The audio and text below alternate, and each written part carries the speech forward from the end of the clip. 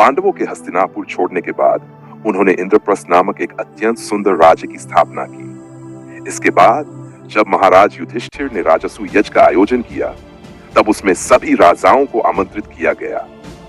उन्होंने अपने प्रिय अनुज हस्तिनापुर के युवराज दुर्योधन को भी आमंत्रित किया। दुर्योधन इंद्रप्रस्थ की चकाचौंध देखकर हैरान रह गया। उस भव्य महल को देखते हुए वह एक ऐसे स्थान पर पहुंच गया जहां पानी का कुंड पत्थर जैसा प्रतीत हो रहा था। भ्रमवश वह उस जल कुंड में गिर पड़ा।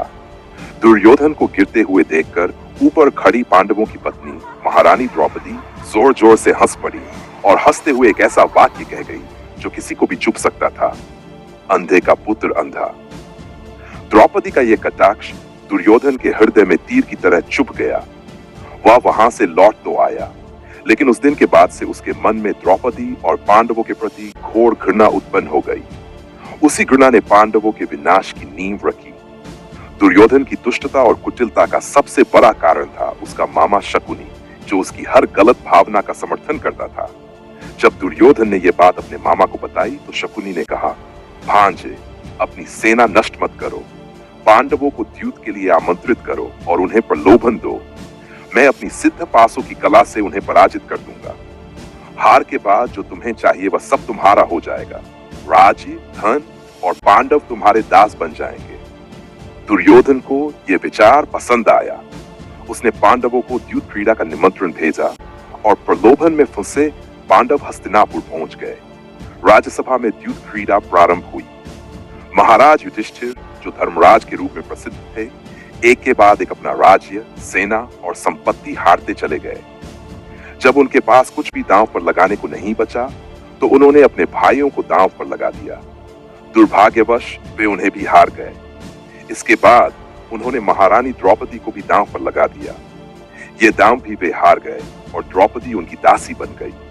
उस क्षण दुर्योधन को वह अपमान याद आया जब द्रौपदी ने उसे अंधे का पुत्र अंधा कहा था। प्रतिशोध की अग्नि में जलते हुए दुर्योधन ने मर्यादा की सारी सीमाएं तोड़ डाली।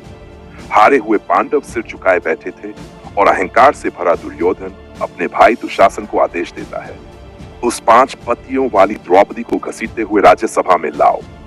सभा में बैठे किसी ने भी द्रौपदी की सहायता नहीं की। दुशासन उसे बालों से घसीटते हुए सभा में ले आया और उसकी साड़ी खींचने लगा। तब द्रौपदी ने सहायता के लिए उस प्रभु को पुकारा जिसकी शरण में जाते ही सारा संकट समाप्त हो जाता है। हरे कृष्ण पुकारती हुई द्रौपदी बोली, हे गिरधर, रक्षा कीजिए। भरी राज्य सभा में जब एक स्त्री की पुकार किसी ने नहीं सुनी तो श्री कृष्ण दौड़े चले आए। उन्होंने द्रौपदी की साड़ी को इतना बड़ा कर दिया कि दुशासन थक हार कर बेहोश होकर गिर पड़ा। लेकिन प्रभु की कृपा का वस्त्र समाप्त नहीं हुआ और द्रौपदी निर्वस्त्र नहीं हुई। उसी समय उस सभा में 2 भीषण प्रतिज्ञाएं हुई। भीम की प्रतिज्ञा। भीम ने कहा, दुर्योधन ने जिस जंघा को पीट पीट कर द्रौपदी को बैठने के लिए कहा है, उसी जंघा को मैं तोड़ दूंगा। और जिस दुशासन ने द्रौपदी को बालों से घसीट कर इस सभा में लाया है, मैं उसकी छाती चीर कर उसका लहू पीऊंगा। द्रौपदी की प्रतिज्ञा। जब तक उस दुशासन के रक्त से अपने खुले बाल नहीं धो लूंगी, इन्हें ऐसे ही खुला रखूंगी। दोस्तों, यही वह घटना थी जिसने इस संसार के सबसे बड़े युद्ध महाभारत को जन्म दिया। ये छोटा सा प्रसंग हमें 2 महत्वपूर्ण बातें सिखाता है। पहली सीख, किसी को अकारण अपमानित नहीं करना चाहिए। द्रौपदी के एक उपहास, अंधे का पुत्र अंधा, ने इतना बड़ा विनाश ला दिया। दूसरी सीख, अर्जुन जैसे महान धनुर्धर और भीम जैसे पराक्रमी योद्धा भी उस समय लाचार थे क्योंकि उन्होंने स्वयं को भाग्य के भरोसे छोड़ दिया था। इसलिए केवल भाग्य पर निर्भर मत रहिए, कर्मयोगी बनिए। तो दोस्तों, आज की इस वीडियो में बस इतना ही। वीडियो आपको कैसी लगी ये हमें कमेंट बॉक्स में जरूर बताइए। अगर वीडियो पसंद आई हो तो अपने दोस्तों और परिवार के साथ शेयर करें।